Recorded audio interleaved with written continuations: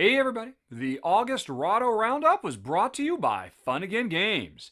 And speaking of August, it was a hot one, which is actually good, at least for us, because it means it was too hot for Jen to go up and make glass in front of a 1,000, 2,000, 3,000 degree flame, which is what she does for a living, which means more games for me to play. And it's good for you because it means more games for me to talk to you about. In fact, we've got 23 new games from the last 4 weeks that Jen, I, and Shea, my number one contributor to the channel, played, and I'm going to run them down for you right now. And as always, this is going to be in countdown format. First of all, starting with the games that Shea did, which I have not personally played, and then counting down the games Jen and I played until we get to the number one, our new game of the month, as always. So, are you ready, Spaghetti? If so, let me jump over to PowerPoint. And like I said, we will start out with the 4 games Shea did. Each of these was a paid Kickstarter preview, by the way, so bear that in mind. And what have we got for starters? It's Defection, which is really not my cup of tea. So it made perfect sense that this would be something that Shea would step up and cover. It's a 4X game, which means exploration, expansion, exploitation, and extermination, as we have our spaceship travel all over a randomly generated galaxy, which is constantly changing throughout the course of the game. Something that makes it very, very unique compared to a lot of its contemporaries. Other interesting things about it, at least to me, were the huge amount of focus this game has on developing your crew, and that's a main way to customize your ship. You customize your ship as well, but the way your crew members that you can hire interact with each other was really very interesting. And I also gotta say, not having played, but just watching Shea's run through, is I like the setting, which is we are basically, our main goal is trying to ferry refugees from a planet, from a system that's about to blow up, to find new homes. I really like that idea, although apparently that leads to kind of a pretty in-your-face area control game as players are trying to get, different refugees to different planets and all that. It looks sharp, and if 4X is your thing, you might want to check out Shea's paid preview of Defection. Then we go on to Petrichor cows. And I gotta say, I am so happy to have Shea on the channel to cover this, because full disclosure, Petrichor is designed by a friend of mine I've known for years, David Chirkop, and this new expansion, Cows, is from another friend of mine, Dave Turchi, who, and the two Daves work together. And I've never covered Petrichor because at its heart it is an area control game where the areas we control are clouds, as we are trying to seed them to rain all over the different landscapes to make different types of plants grow. And the more I cause the plants to grow through my rain, the more points I will get, and we're competing for that. Cows literally introduces cows, which is very, very cool. They're adorable, and they basically create these new elements having to do with the creation of methane, which directly affects the clouds themselves. But then the cow is actually a character in the world and moves around also. So, while Petrichor is never going to be something for me and Jen, because at its heart, it's a fairly cutthroat, even though it's lovely and gorgeous and abstract, it's a pretty in-your-face area control game, and I'm really glad to see it's finally on the channel, thanks to Shea, which is another one of his paid previews, Petrichor Cows. Then there is Philosophia. And I gotta admit, folks, this is another paid preview for a Kickstarter title that I almost took on myself, because I really like the core ideas of this. This game is a deck builder crossed with I Split, You Choose. And that is to say, over the course of the game, we are drafting more cards to put into our deck. The cards are multi-use. They are also gorgeous, and I was about to say based on, but they're not based on. They are actual, true, ancient replicas of this particular art style that just looks absolutely stellar. Really brings the game to life. This is one of the most colorful games I've seen in quite a while. But what's interesting about this, like I said, it is a what do you call it?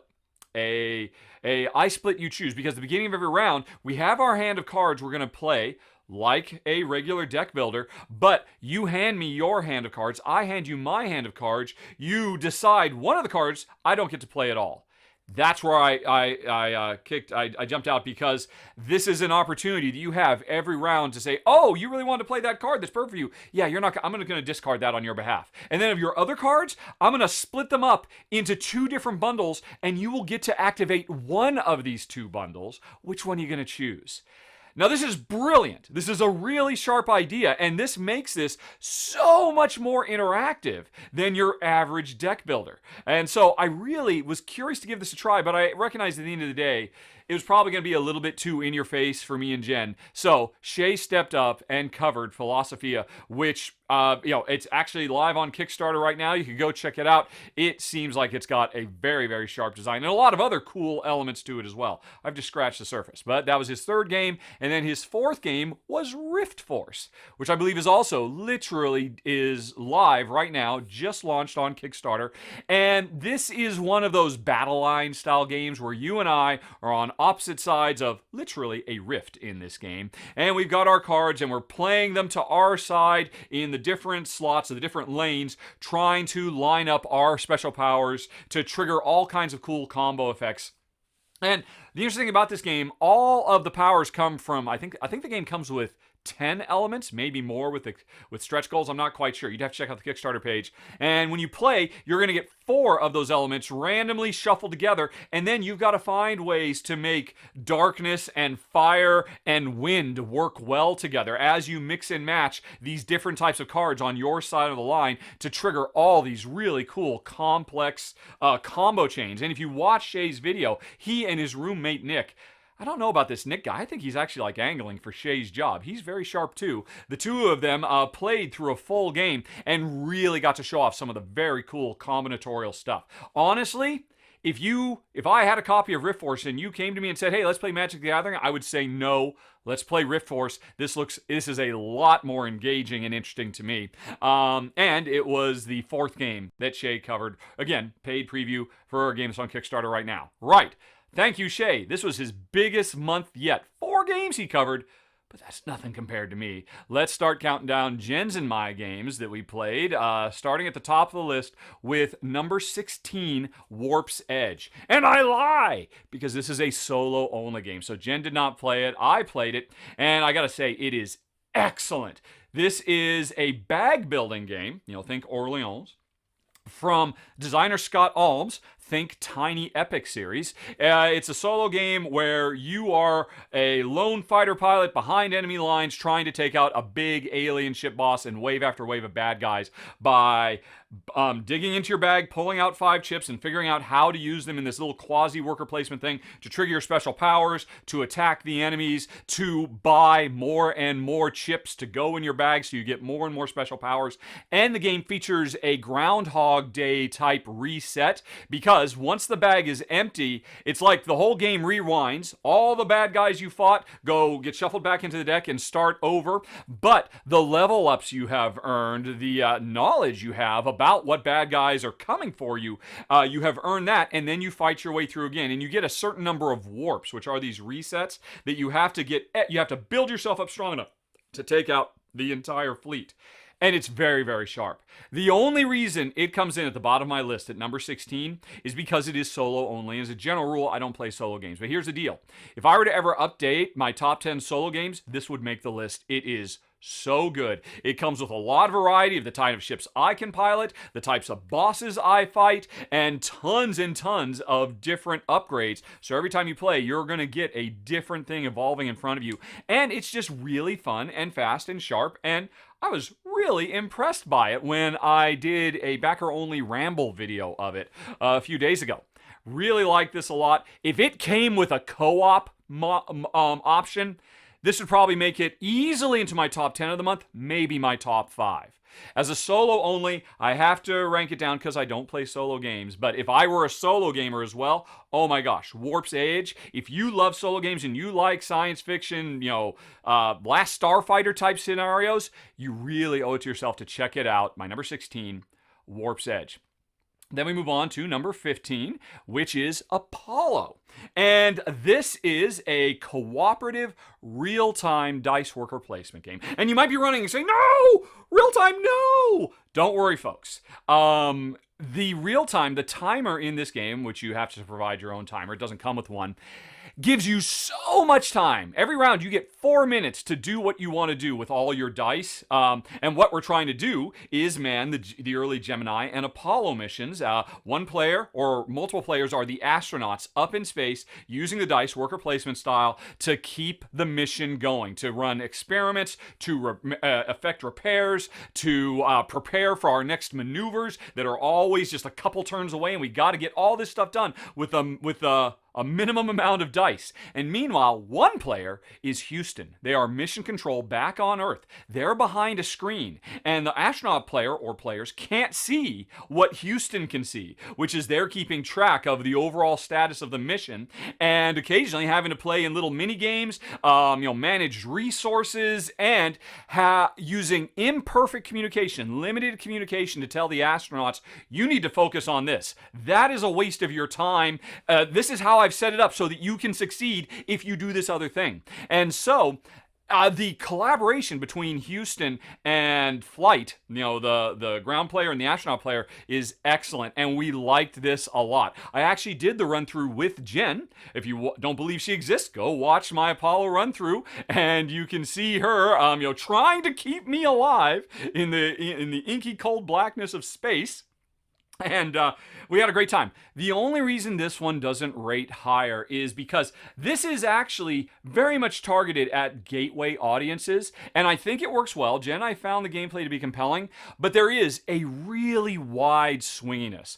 Every round, you're going to roll a bunch of dice and then use them, and depending on if you roll lots of sixes, if you roll really, really high, depending on if you're playing normal or hard mode, that can make the game really pretty easy or really super duper hard. And I would have liked to see just like a little bit more tightening of the random variance, because most of the times, Jen, I've played it, we have just completely cruised through it, even at the tough difficulty levels. But sometimes like, oh, the dice say, yeah, you're gonna die this time.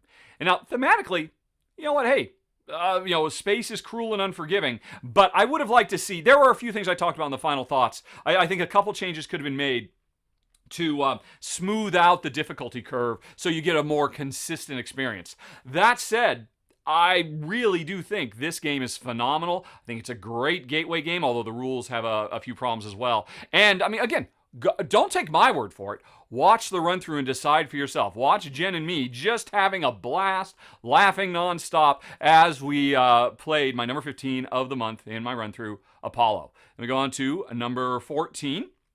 Which is Alma Mater. And now this is one of the big new hotness style Euro games I think that are going to be coming out in 2020. A lot of people are super stoked because this is effectively the spiritual sequel to Coimbra, which is a game that came out a couple years ago that everybody loved. We loved it. And Alma Mater, Coimbra was all about developing Portugal on a macro level, focusing on city development, university development, countryside development. Alma Mater, it seems like it's set in the same basic university, even is the same artist and some of the same art, some of the same characters that were in Coimbra now appear in this game, but it's focused down just on universities. And it's really, really sharp. It's at its heart a worker placement game where you have very, very few workers and your options are very tightly limited, and you need resources to be able to build up your university, attract all the best professors and all the best students, and develop knowledge, which are these very, very cool little plastic book miniatures, for lack of a better term. The thing that really makes this game special is as you develop knowledge, as you teach students, you end up creating a resource that other players can buy from you.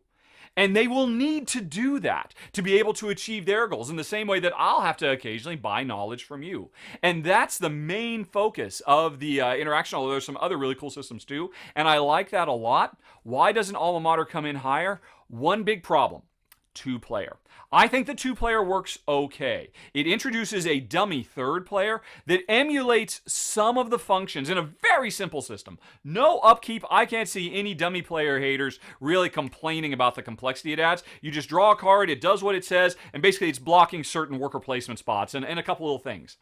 My problem is the dummy player doesn't do enough because the dummy player doesn't really emulate the main interaction between players, which is buying books from each other and creating gaps in knowledge and changing the knowledge economy. So in a two-player game, it's really just two players going up against each other, and I believe this game is much better if you have at least a third player. So there are three sources so that when I have to go out and buy knowledge from somebody else, I've got choices.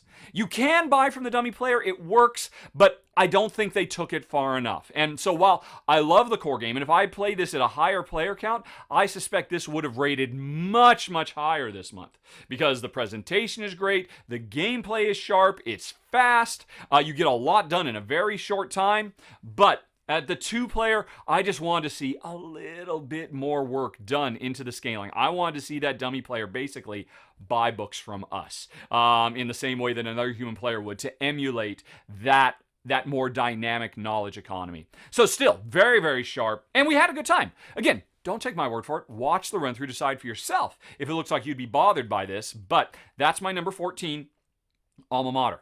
Then we go on to number 13, Ganesha. And now, this one Jen loved. Oh my gosh, she loved this one so much. This would probably be in her top 5 of the month, I bet. And I liked it a lot. I didn't love it as much as her. And really, I think the reason for that is not the gameplay. The gameplay is super sharp. This is a fun, fast little, very thinky filler game. Nice little puzzly, gem drafter. As every turn, we are trying to grab as many beautiful, gorgeous colored gems as possible and store them up. And then every once in a while, sacrifice some of those gems so we can score the rest and make big points. My issue with the game, really, more than anything else, is it's very abstract. And I would have liked to see theme come in. I mean, to be fair, there is a theme, but here's the theme. You go to a temple to Ganesh, and one of the acolytes says, "Hey, we acolytes of Ganesh love playing this game. We played it for generations. Come play this game with us." So it basically invents this game, this kind of found game that we assume has existed for hundreds of years. So, like games from 100 years ago or hundreds of years ago, it's very abstract, and I would have liked to see the theme come alive a little bit more. Jen, turns out, she is much more comfortable with abstracts than me. But what's the game itself? Like I said, it's drafting and having to make the tough decision. Do I score these gems now and I can get big points, or do you wait? Because at the end of the game, once all the gems have been drafted, and we go through several rounds of this, any gems that haven't been scored, there's kind of like a score-off where players take turns scoring everything, and if you wait until the end of the game to score, you do not have to sacrifice gems, so you're not jettisoning points to make points. But the problem is, if you wait too long, all the best high-scoring spaces will be gone because other players will have sacrificed some gems to score earlier in the game, and that's the fundamental tension. It's a sharp, simple, gorgeous game. One of the prettiest games, maybe the prettiest game I have played in 2020 so far. It's got such wonderful table presence, sharp, fun, fast little filler, abstract. My number 13, Ganesha. Then we go on to number 12, Overstocked. And now, this is a paid Kickstarter preview, like some of the ones that Shea was talking about earlier, so bear that in mind. This hasn't launched yet. It actually launches, I think, in a couple of weeks. But this is another game that is, I don't know if there's a term for it yet. I saw one very good geek list on Board Game Geek. I should really give credit where credit's due. Some people were calling them card patching games. The idea that I've got cards, and on my turn, I lay them into a kind of pile of cards, trying to cover some elements, not cover elements, to create pattern matching. Or, so like you're patching all these cards together to create one big quilt of icons to score points. And, we've seen a lot of games like this over the last few years. Sprawlopolis and Circle the Wagons and Squire for Hire and Walking in Province, Hokkaido and Honshu. There's a bunch of games. I can't even think of all of them. Patch History. And so, Overstocked has a lot of competition. What is it that makes it special? Because its subject matter is we're trying to stock our warehouse without overstocking with all kinds of cool Christmas toys, and we want to make sure we've got the most of the most popular toys. What defines popularity? Well, on my turn, I've got my cards. I can either stock them into my warehouse to try to get more yo-yos or Furbies or whatever it is that I'm trying to stockpile, or I can play that card to what's called the popularity, and that represents the waxing and waning of the how much the consumer market wants these things. And this is where Overstock shines. This is probably the most interactive card patching game on the market. Because as I'm building up my warehouse and I'm really focusing on Tamagotchis, it's set in the 90s, by the way, you can see that I really want Tamagotchis to succeed and be super popular. Here's the problem. If you play a card to the popularity to make Tamagotchis the most popular thing, then what happens is the audience kind of says, nope, too much, we've lost interest, it's too saturated, and suddenly what was going to be my super powerful Tamagotchi that was going to score me tons of points loses me tons of points instead because the audience rejects whatever got pushed too much in advertising. They say, no, we don't want it. And then I'm left holding the bill. And so this game is a very delicate balancing act of trying to build up majorities, but trying to make sure that your opponents don't ruin those majorities by making them majority of negative points. And of course, at the same time, you're doing it to your opponent, trying to identify what they're trying to focus on and sync that. And that is why Overstocked, I think, is one of the sharpest versions of these card patching games that come out. If you're looking for cutthroated, wow, I am really taking moves. I'm trying to set myself up and lay a trap, and oh, you fell for my trap, and boom, I spring the trap, and I ruin you. It's a cutthroat business simulation in the form of a cute, adorable, fast-playing filler card patching game. And if you're looking for cutthroatedness, you might want to check it out. And now here's the deal, folks. You know me, we are the ultimate Care Bear players. We generally tend to stay away. It's why I stayed away from Petrichor all these years, because of the area control. Overstocked is so clever, is so sharp, is so much fun. It has an initiative system with simultaneous play, kind of similar to Gloomhaven, and it every turn trying to decide to build up the popularity to make my things more popular or make your things less popular. If I realize, wow, you're really going to sink Tamagotchis, it's not too late for me. I can cover my Tamagotchis up and replace them with yo-yos because they're the second most powerful thing because I was able to pull some other move. I really enjoyed this a lot in spite of the cutthroatedness, and that says something. That says just how really fantastic, in our opinion, the design is for Overstocked, my number 12. And like I said, this one's coming to Kickstarter soon.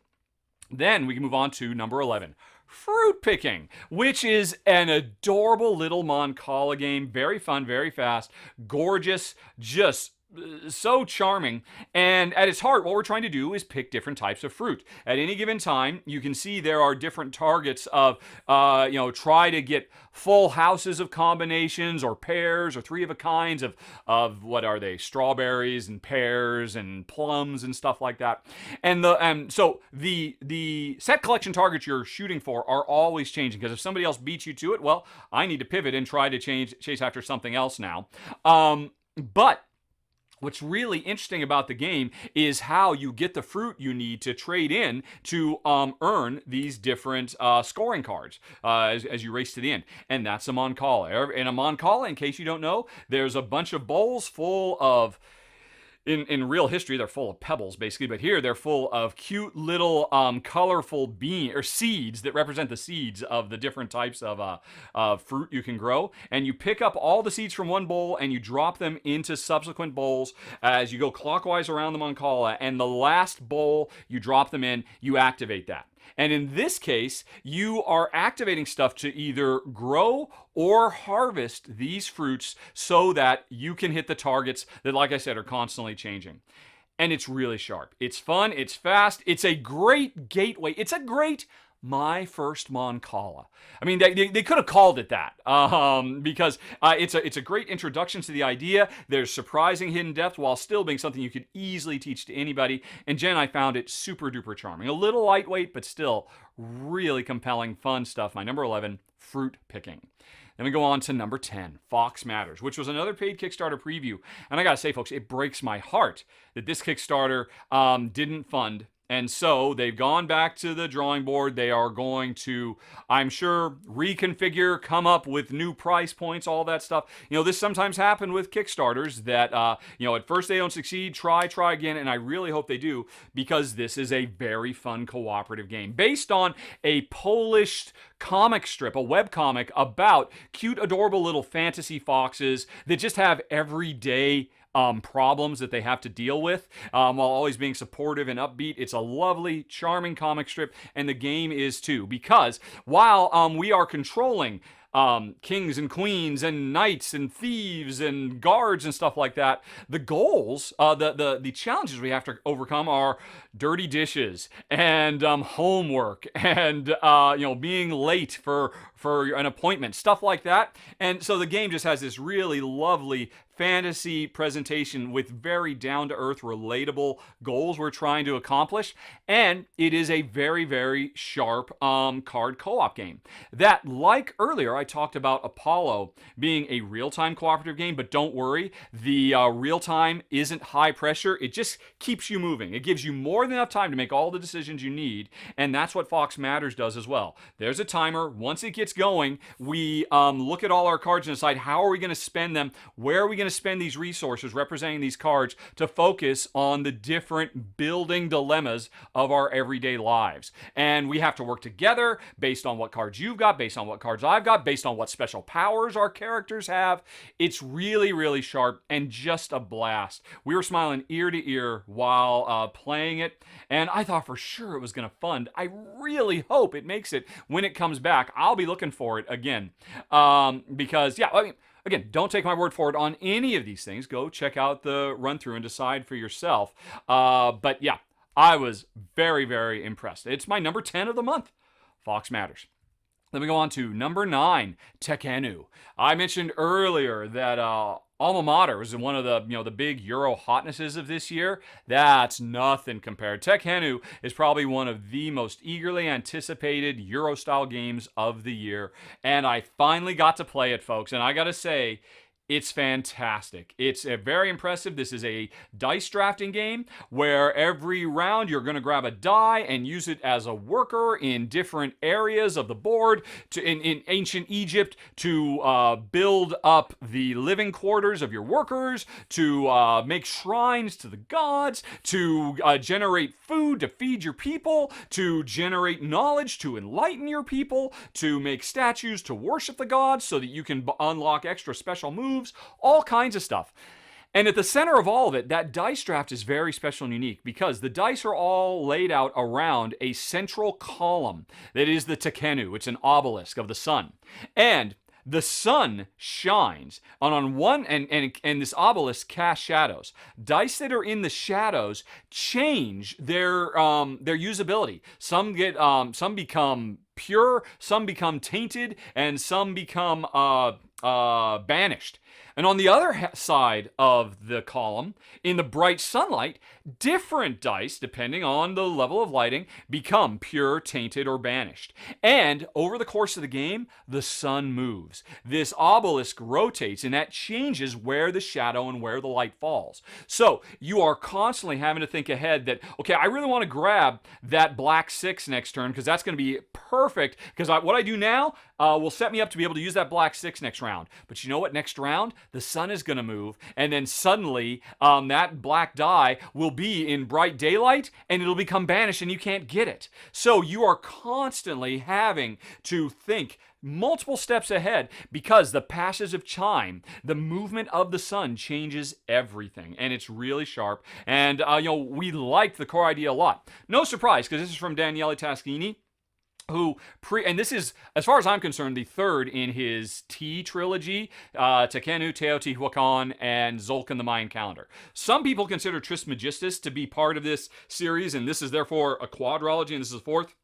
But Trismegistus, just for the record, because so many people brought this up, Trismegistus is not about ancient civilization building, and it's also not about the passage of time. Teotihuacan, Tekhenu, and Xulkan are all about trying to manage and account for and predict the passage of time and how it changes your scenario. So this is great. Like all the others are great. This is a keeper. Jen and I really enjoyed it. Why didn't it come higher? 9 is pretty darn high, but it could have come in higher. It's the same thing I'm complaining about with Alma Mater. 2-player. Watch my final thoughts. There's a couple of super tiny, simple changes that if they were made to the design, I think would have put this into my top 3 of the month easily. But they don't.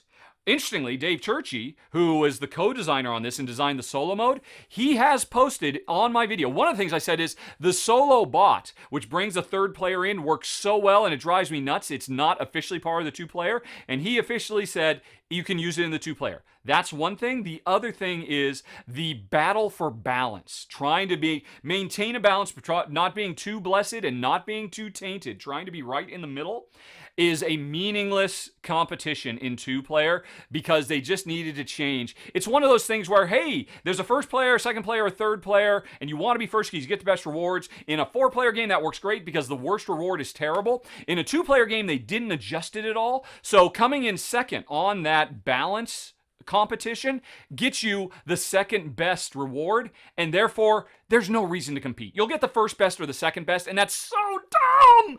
It drives me nuts. Such a simple little change could have made this a top 3. But even still, it's great. It's my number 9, Tekhenu. Alrighty, and then we want to move on to number 8. What do we got there? Treelings. Oh, this is adorable. This is a very charming, fast little filler game. It's a card drafter. There are a set of different color trees, and every round you are going to grab one or more of those cards and start building up one of the colored trees in front of you. And we are competing to try to make our collection of trees the highest in the land, because at the end there's a Firefly Festival, and whoever has the tallest tree can see the fireflies in the kind of fairy kingdom and all that kind of stuff. Really, it's a fairly abstract game, but there's enough theme. We are trying to make our trees taller. So there's 2 confounding things about this game that make that tricky. One is the draft. There's always going to be 5 trees out, and chances are some of them are going to be multiples of the same color. Some of them are just going to be singles. You have a choice. You can take all of the singles, or you can take all of one color. And that is a very interesting and rich decision right there. It doesn't sound so hard, but it's very, very compelling because of the second confounding figure. So you're trying to make all your trees that are lined up, in front of you, all tall. But here's the deal. If I've got a tree that is 7 cards tall next to a tree that is 4 cards tall, only the tallest trees score. So, my 7-point tree completely obliterates my 4-point tree. And it completely obliterates the 6-point tree that's on the other side of it. So, you have to be careful to maintain balance to try to make sure all your trees are equal. And that would be easy if it weren't for the really restrictive draft, where, okay, I can take all of one color, which means one tree is just going to shoot way up above everything else, or I can take singles, but that's just going to be very patchwork, and can I get the right trees I need to supplement? And then there's an extra wrinkle. As you build these trees in front of you, the player to your left, their rightmost tree affects your leftmost tree. And the player to your right, their leftmost tree affects your rightmost tree, because it's all a circle of trees. So there's a fair bit of interaction, too, that if I build my rightmost tree taller and taller, and you're building your leftmost tree taller and taller, we're directly competing to see who's because one of us isn't going to get to score our trees. It's sharp, it's fun, it's fast, it's got lovely art from Michael Menzel. It's fairly abstract, but really sharp. We very much liked it. Obviously, we liked it. It's my number 8 of the month, Treelings. Then we go on to number 7, Streets. And now this is another paid preview for a game that just went on Kickstarter right now. And this is the follow-up design from designer-artist Hakon Garter. And his previous game from a couple of years ago was Villagers, which I loved. Jen loved. That was a really great card drafting game. Now he's coming back with Streets, which is a tile laying game. Tile laying, one of my favorite mechanisms. And the beautiful thing about this game is, this is really interesting. I have played a lot of tile layers, and generally, Jen and I prefer tile layers where we're each working on our own little suburb, our own little castle, whatever it is. Whenever there's a communal area that we're laying tiles to, like Carcassonne, it's often a problem for us because these games can get pretty cutthroat as you try to see what your opponent's doing and cut each other off and mess with each other and all of that. Streets is a communal building area, and you might think that would be a problem for us, but it's not, because every time I put down one of the tiles, the 3 tiles in my hand, and then at the end of my turn I draw back up, and I either extend an existing street or start a new street, every building you add onto the streets of this city has some kind of scoring method at the end of the game, whether it's be adjacent to other types or have certain types of population be on the street you're on. There's various and sundry things. And the thing is, when I put a tile down, you might say, rather than, oh, I want to go on that street and cut me off, you instead say, oh, I want to get on that street and piggyback off of what I've done. Because if I put down, say, a street that generates residential homes, and you've got a building that really feeds off of that, then you want to get onto my street. And so there's a lot of actual collusion and working together, especially because we don't know exactly what's in each other's hands, but we can see the back of tiles. So if I've got a tile that wants to see a lot of residential, I don't know what types of buildings you've got, but I can see the backs of your tiles. Oh, 2 of your 3 tiles are residential. I think I'll wait for you to play them, and then I'll jump into that street. Now, on the flip side, there's a little bit of, going at it, because it is possible that you can close a street off. Once a street has been closed off on both sides and can't expand anymore, that's when everything scores. And so timing of that is crucial. And you might think, you know what? I can't get in. I can't really do anything well with that street. I'm not getting anything out of it. You're going to get a lot out of it. I just need to shut that street down now. So there is a little bit of back and forth, but not enough to bother me and Jen at all. We were really blown away. It's an incredibly clean, simple, fast, elegant, and absolutely lovely game. It's on Kickstarter right now. Remember, this was a paid preview. That was my number 7. Streets. Then we go on to number 6, the Dr. Finn 2021 Games Collection, which is a compilation of 4 excellent little games. It's on Kickstarter right now, where with just a single pledge, you can get 1, 2, 3, or all 4 of the games for basically the price of just a normal board game. It's an amazing deal. And please bear in mind, though, this is a paid Kickstarter preview, and right now I'm just going to do a little mini countdown of the 4 titles, and I'm going to start out with Butterfly Garden, which is the most lightweight of the 4 games, and it's actually a game I covered a couple of years ago. This is the 2nd edition of Butterfly Garden, and it takes the gameplay I demonstrated back in the day and streamlines it and makes it even more gateway friendly, and at the same time makes it so gorgeous. Oh my gosh, this game has gotten such an amazing facelift. It is just beautiful to behold. But what is it? Well, we are basically nature enthusiasts who are trying to save butterflies who are at risk because of a local construction project that is destroying their territory. So we have rushed out with glass jars in hand, trying to collect as many butterflies as we can so we can transplant them to locations that are going to be great habitats for them. And we do it through card play. Everybody has 3 cards in their hand, and everybody each round picks one and reveals it at the same time. Now this represents 1 or more butterflies that we are going to put in our jar because we're doing set collection. If we can get the right combination of butterflies in our jar, we can score big points with them. And so we're all revealing at the same time what butterflies we captured. But in addition to that, there's a number on the card that indicates our speed. The lower the number, the faster we go, because there are additional butterfly cards out on the table that this represent ones that are out in the field. And if I go quicker than you, I get first dibs on the butterflies that are available, and those ones are going to go into my hand. So every round, I'm putting some butterflies in the jar to do set collection, and I'm setting myself up to do it further by getting more of them into my hand. And that in and of itself is a very, very cool idea, but some of these butterfly cards have cool special powers as well that, let you change the state of the world.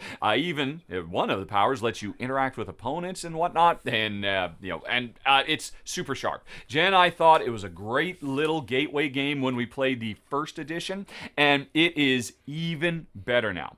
It is the lightest of these 4 games that are in the 2021 game collection, but it's a great gateway. I think I could definitely play this with my mom and have a great time, and it's so pretty. It's just so gorgeous. And I gotta say, I love the theme. This could be just an abstract set collection game, but I love the fact that it casts us as heroes, rushing out to, try to save animals threatened by, human development.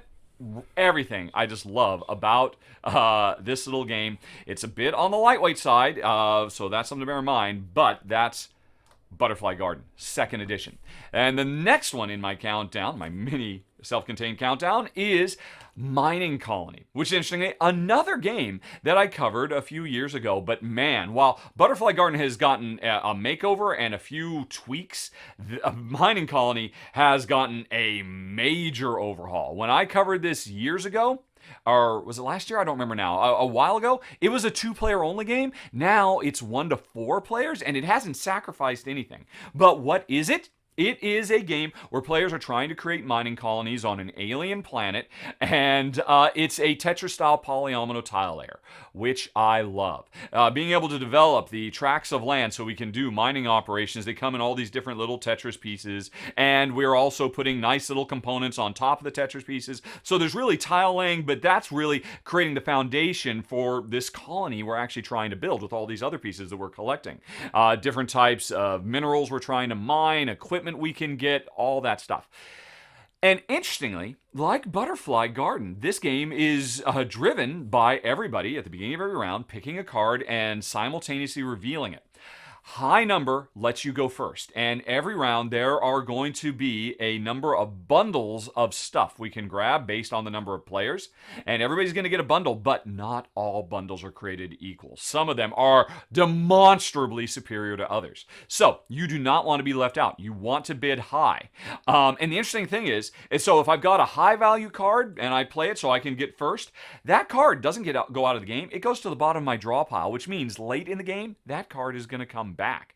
Whereas if I'm not particularly interested in any of the bundles and I think, hey, you know what, I should save my high value cards and use a low value card right now and I'll just take what I can get, well, that means the low value card is going to go to the bottom of the deck. And again, you will see it later in the game when you least want to see it, when you're desperate to get those last few bits. So there's a surprising amount of thought that has to go into every round of this kind of simultaneous bidding, and but that's only half the game, because once you've got whatever you've got to decide, how am I going to lay this out? Each player has 2 different boards they could play on, the easy and the more complex one. If you end up getting equipment that you can't use right now, you have limited storage to put some of it aside and use for later, or you can sell it to get credits, which will allow you to literally terraform stuff that you get later, so you have more control. So there is a lot of thought that goes into this game, and Jen and I enjoyed it as a 2-player game. We enjoyed it originally as a 2-player game, but it's awesome now that it can be played 4-player, or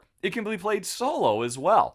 And it's fun, it's very fast. That's true for all 4 of these games. These are very, very quick playing games with a surprising amount of depth, and that is Mining Colony. After that, we've got Biblios, Quill, and Parchment, which I'll be honest was the one I was most excited about in this collection, because I love Biblios. Biblios, from the same designer, Dr. Steve Finn, all 4 of these games are his designs, is one of the modern masterpieces of card game design. An incredibly brilliant, simple, elegant game of insane tension. And Biblios, Quill, and Parchment takes the core ideas, the core structure of Biblios, and transcribes it into a roll and write, or a Quill and Parchment instead of roll and write. And oh man, it is good. Instead of doing an I split you choose thing with cards like the original Biblios, we are now doing Yahtzee style roll, reroll, reroll. But here's the tricky thing. I roll all my dice. 3 of them I love, but the other ones, I gotta reroll these other ones. Here's the problem. I have to make a choice. I can re-roll 1 of the dice or all of the dice. I can't re-roll 2 or 3. And so you're always presented with this, I want to keep these 2 and roll. Nope. Do I re-roll everything? No, I'll just re-roll the 1 and maybe I'll re-roll the other one next. I don't know. And you have to make that decision based on what it is you need, but also you can see what everybody else rolled. And while they're deciding what they're going to reroll, you're deciding, because we are all in a race. We are all scribes at a medieval monastery, trying to transcribe books and go on pilgrimages and stuff like that. And we're competing everywhere. So if I see, oh my gosh, you got 3 blues, and I only got 1. Maybe I should just re-roll everything and try and beat you. But what if you don't even care about those blues? I don't know if you're going to re-roll. Are you going to re-roll 1? Are you going to re-roll all of them? Because we all have to simultaneously decide and reveal what we're going to do. And that's really clever. But that's just the first half of the game, because a lot of the resources we harvest in the first half, then we use in an auction in the second half to get really big paydays, which again is the same idea as Biblios. And I gotta say, folks, I almost like this more than Biblios, because Biblios had a huge portion of memory to it, and this does not. All the information is out there, so you can make much more informed decisions throughout the game, and it works so well. I'm not saying this eclipses Biblios, because Biblios is pure, unadulterated genius. But Biblios, Quill, and Parchment, it's pretty genius too, and we liked it a lot. But there's one more in this collection. My number one in the little countdown is a totally brand new design, unlike these previous ones where it's Steve revisiting some of his older stuff and tweaking it and polishing it and making it cooler and neater and better. But this new one, Nanga Parbat, is just the bee's knees. I am so impressed by this one.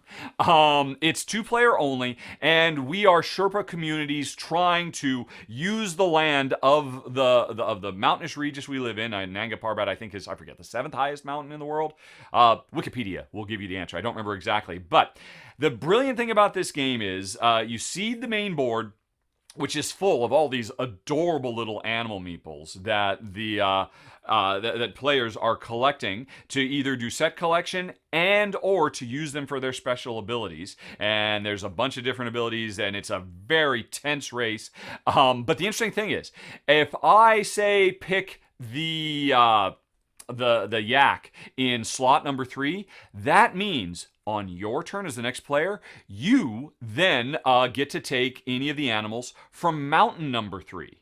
And if you take the leopard that was in spot number 1, that means on my turn, I get to take any of the animals in mountain number 1. And this creates so much tension, because it is often the case that I really want this animal. But if I take this animal, I'm giving you access to this mountain, and I know that's the mountain you want because you're going to be able to complete a huge string of camps up there, and it's going to score you huge points. What do I do? Well, a lot of the special powers that these animals have, when you collect them, can get you out of binds like that, but it is such a sharp, fun, fast-playing little game. I have to admit, I went back and forth on Biblios, Quill, and Parchment versus Nanga Parbat for my number 1 of this little mini countdown, but because I'm super impressed by both. And I should say, by the way, folks, that for Biblios and Nanga Parbat, there are run-throughs on my channel. I did a run-through for Biblios, Quill, and Scribe, and Shea Parker, my contributor, did a great run-through for Nanga Parbat. If you want to see this in action, I highly recommend it. But suffice to say, the tension is just nail-biting, is palpable. These are 4 wonderful little games. I'm impressed by all of them quite a bit. There's a huge range, whether you're looking for really interesting 2-player only stuff, a lot of solo gaming, really tense, crunchy stuff, or if you want lighter, more gateway-friendly stuff, the whole collection has you covered. And that was the Dr. Finn 2021 game collection. And now, on to our number 5, we've got Cascadia, which is another paid Kickstarter preview. It was a very good Kickstarter month, although this one is not live yet. It will be going live soon. So bear that in mind. And here's the deal, folks. Like I said, paid Kickstarter preview, grain of salt, as I always say. In my final thoughts for this, Babe Ruth style predicted, this is an early odds-on favorite for me for top 10 of 2021. This game is so good. I'm reminded of last year's Calico, which was a game I covered on Kickstarter, and it just turned out to be such an amazing, tense, rich, exciting, and yet simple and elegant tile layer. That's what Cascadia is all about. This is not the first tile layer we played where you are doing a draft for tiles where you have to grab a bundle. Because there's, at any given time, 4 terrain tiles and 4 wildlife tiles that are bundled together into 4 groups. And if I really want that mountain, I'm desperate for it, that means I also have to take the bear. And I've got no place for that bear in this little habitat I'm trying to make in Cascadia. And so, do I take that mountain that is perfect for free for getting maximum points for area majority on mountains, even though that means I can't use the bear? Or do I hope that doesn't go away, take this woodland over here that would give me a spot for the bear, and I'll get a bird or a hawk, and I can do something with the hawk. I don't even care about the hawks. I'm just trying to get this so that next turn I can go back to the mountain and get the bear, because now I'll have a place to get to the bear. Yeah, maybe I'll go for that. But you know what? That bear might not be there when it comes back around to me. So this is very much a bear in the hand versus two in the bush type game. And it's so sharp, especially because the draft is brilliant, but the tile laying is even better because we take these two tiles that were bundled together. One of them is the terrain, the landscape that we are trying to build up to score all kinds of majorities, to have the biggest forest, the biggest mountains, etc., and trying to lay them out, hexagonal style. But then we've got the other tiles that are the wildlife. And every time you play, there are going to be 5 random cards to determine how the 5 types of wildlife score points. And by the way, these point scoring things are based on the real behavior of these types of animals, which is brilliant, a nice touch, attention to detail they didn't have to do. And so you are constantly having to juggle. Am I focusing on getting more points from terrain or more points from wildlife? Obviously, you want to do both, but you can't always get the right combination of tiles to be able to do both. And so you're constantly making tough, agonizing decisions, real compromises in what is 100% a very clean gateway style game. But this is one of those rare gateways that Jen and I would happily play for the rest of our lives, and yet I could teach it to anybody in 3 minutes and they'd be up and running, and everybody. This game is a minor miracle of elegance and simplicity and tension and excitement, and it's gorgeous. And yeah, it's my number 5 of the month, Cascadia. But we're not done yet, folks. If you thought that was good, wait till we hear about number 4, Hamburg. Another paid preview. This is on Kickstarter right now. Hamburg is the re-implementation of one of designer Stefan Feld's most loved games, Bruges. And it's certainly one of Jen's. I think it's Jen's probably her second or her third favorite Feld. Right up there with, she really loves Trajan and Amerigo. So it's going to be in the top 3 for her. And Hamburg takes the original gameplay of Bruges, which is a card drafting game where we have multi-use cards. Every card you have has 6 different uses. And every round, you've got a bunch of cards and trying to figure out how to make these cards combo together with 6 different uses. So many different things you can do. So many things you could focus on. Whether you, expand your own, district or contribute to the city or, take advantage of special opportunities and events that pop up here and there. But all driven by these multi-use cards. It's the most multi-use card game of all time, at this point anyway.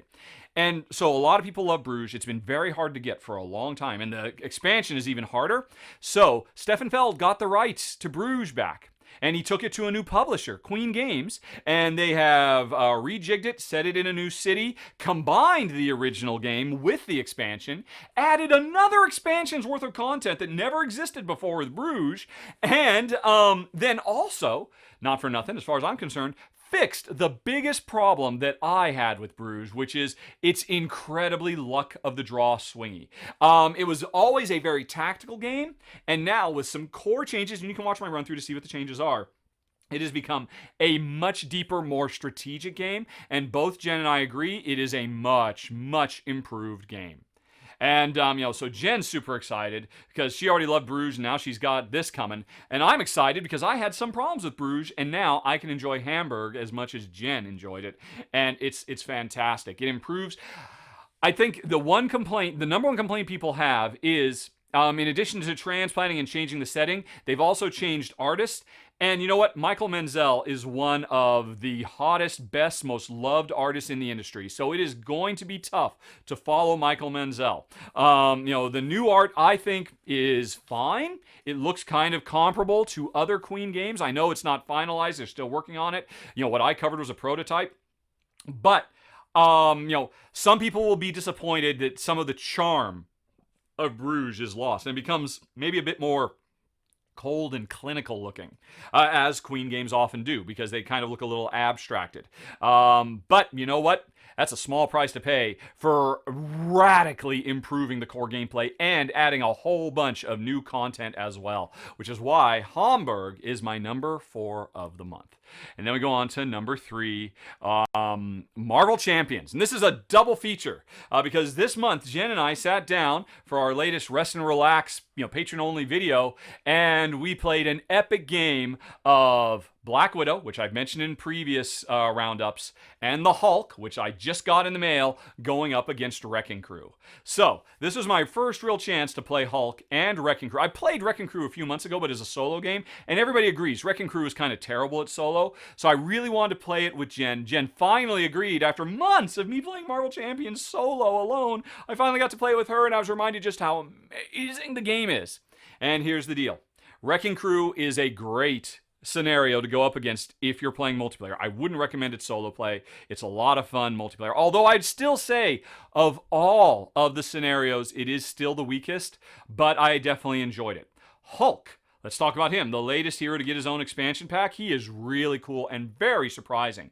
You would think you would understand what Hulk would be. Hulk smash, right? And to be fair, there's a lot of Hulk smashing. He can do more damage than any other character. He has more hit points than any other character. And he's super brilliant because on the other side, when he switches to his alter ego, he's Bruce Banner, one of the smartest people in the Marvel Comics universe. And so all this stuff is awesome. But what's really interesting is, while Hulk is incredibly strong and powerful and unstoppable, he's not very smart. And so you have really very strict limitations put on you in terms of card play while you're Hulk. You can do a lot of damage, but you can't do a lot else. And it's very, very difficult to play him well. And so Mastery of the Hulk requires a lot more interplay between the hero form and the alter ego form. I haven't seen this much. I mean, he's up there with Miss Marvel. Which is really interesting. I mean, like Captain America, he can stay hero form forever. Spider-Man, Doctor Strange. This is every once in a while I have to switch over. Hulk, you want to stay on the battlefield as Hulk all the time, but you just start running out of steam because Hulk isn't smart enough to plan, and you have to switch back to Banner. And again, as I always say, every time I talk about another Marvel Champions expansion, I love that. It feels so thematic. It is excellent, and I didn't expect this. This is not how I would have expected Hulk to feel, and I'm very, very impressed that that's how they've done it, and it comes in at my number 3. Actually, I would say it might have been my number 2, but Wrecking Crew kind of drug it up a little bit.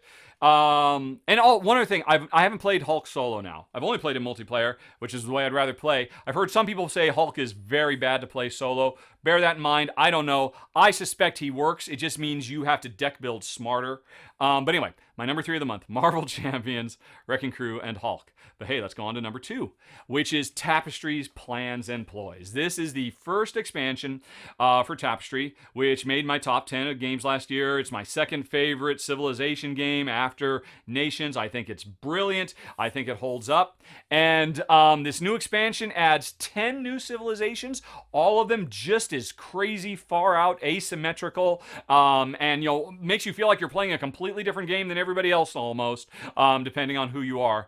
And it also adds new secret goals, or not secret, but private goals that you can go for, so you don't, if somebody freezes you out of, major civilization buildings on the main board, you can always work on your own separate.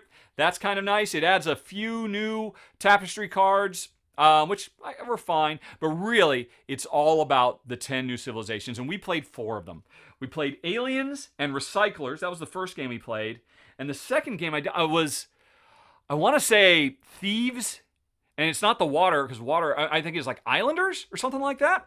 I don't remember, because it's actually 2 months ago we played this. I actually could have talked about this in last month's roundup, but I was under embargo. I couldn't actually talk about it till this month. So it's been a while since I played, but both games Jen and I played, we were once again just reminded how much we love Tapestry and all the cool new ideas this brings. It also, I haven't looked at this yet, it comes with a very cool campaign mode for solo play, which is interesting. And it, also, on the last page of the rulebook, it ratifies the tweaks and adjustments to the starting civilizations in the original Tapestry. Because if you remember, in the original Tapestry, it says in the rules, hey, bear in mind, we might have to apply some small tweaks to affect balance. Those tweaks are now official. They're all written up in the rulebook for people who don't want to download an FAQ online. So I appreciate that that's there too. Yeah. I continue to adore Tapestry, think it's absolutely brilliant, and so no surprise that Plans and Ploys, which is just one of those, hey, here's more. It doesn't fundamentally change the game or, turn it on its head. It just says, if you love it, here's more, so you'll love it even more, and we did. It's our number 2. But, folks, we have a number 1. Pandemic Legacy Season 0. And don't worry, No spoilers here. One of the nice things about Legacy Season 0 is it comes with a prelude mission that you can play as many times as you want, and that's what Jen and I played on camera in our monthly live Rahdo runs through, if you want to actually see how it plays. And we had a great time. And here's the deal, folks. I probably could have covered some more games this month, but we played Pandemic Legacy Season 0 12, 13, 15 times this month. 15 times, which really kind of cut into our game, our other time. Now, it's a good, August was a very hot month. So it was a good thing that Jen had more time to play games with me and kept coming down from her baking hot studio where she doesn't have AC up there. Really need to do something about that. But I don't mind because it means I can play more games when it's hot because it's cool inside the house.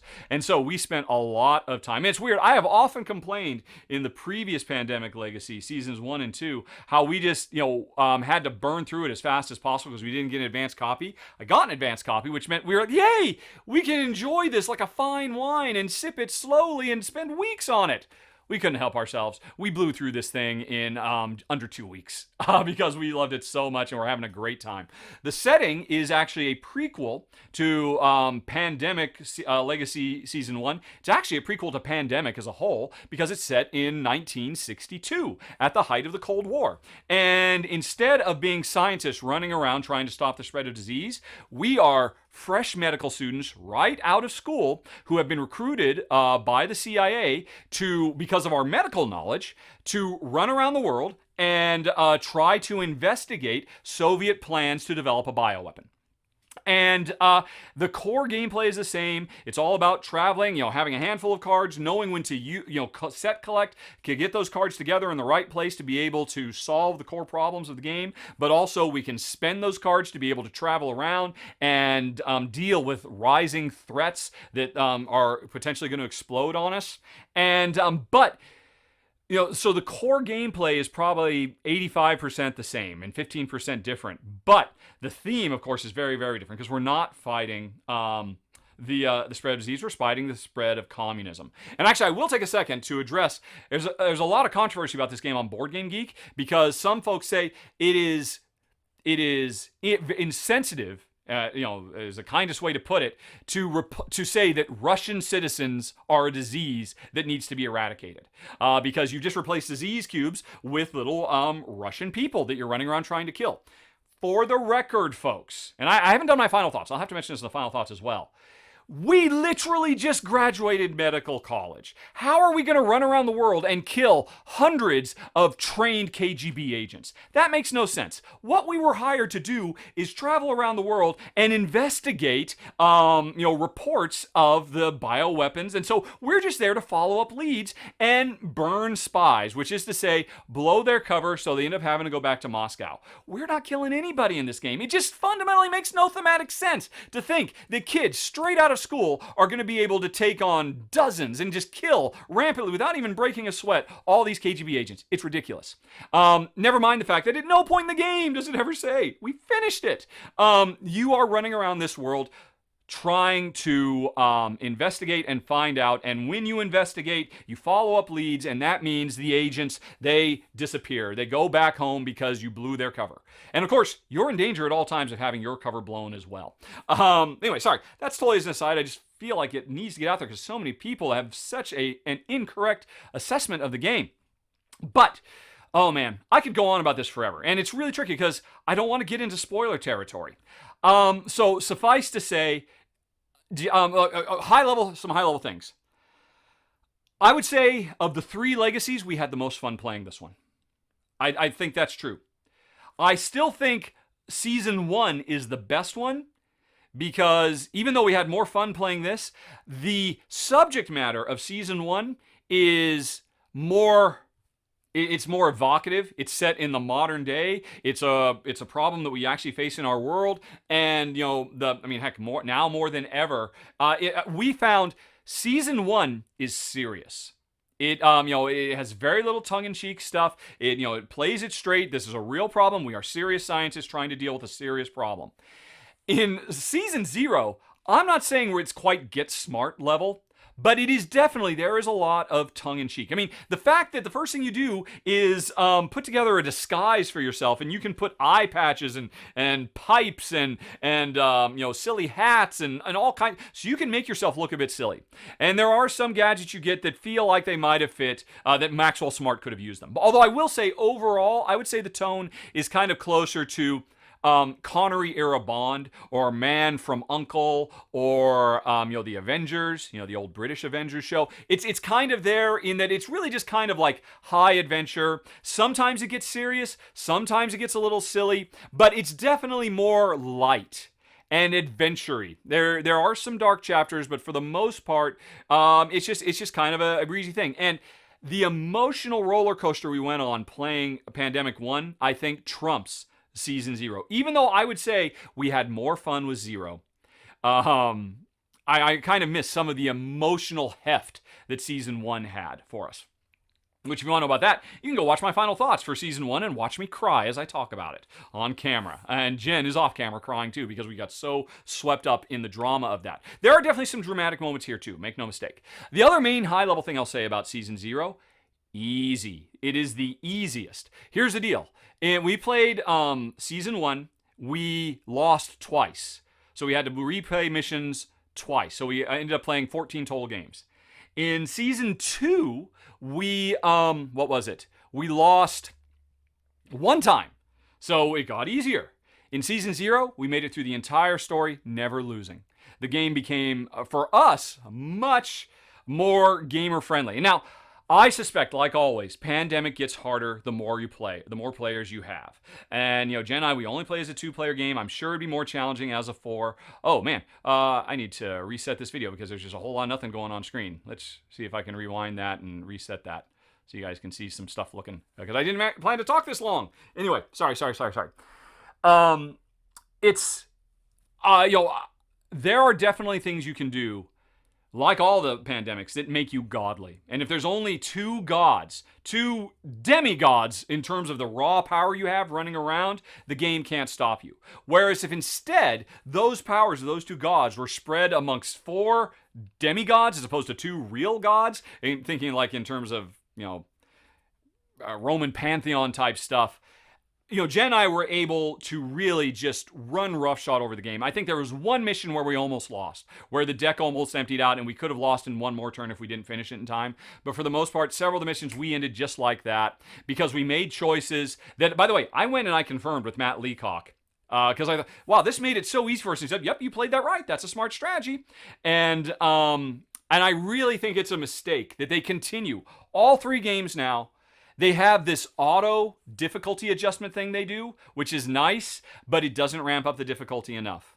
And the game should have come with a 6th epidemic, although now they're called escalation cards. So you could have just chosen to play at a tougher difficulty level. I actually talked about this at the end of the playthrough we did.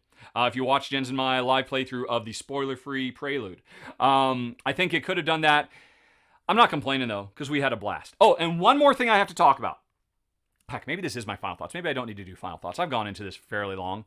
The last thing I would like to report, loud and clear, do not expect that you have to throw this game away once you have finished the scenario. That is not the case.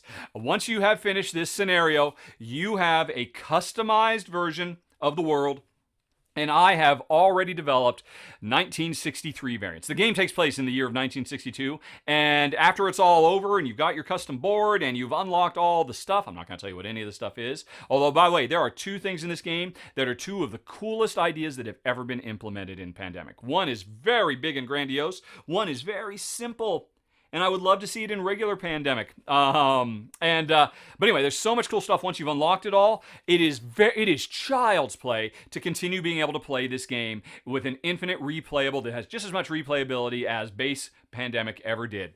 I'm probably going to film a video about it, and I'll post my rules when the game is available in October, I guess.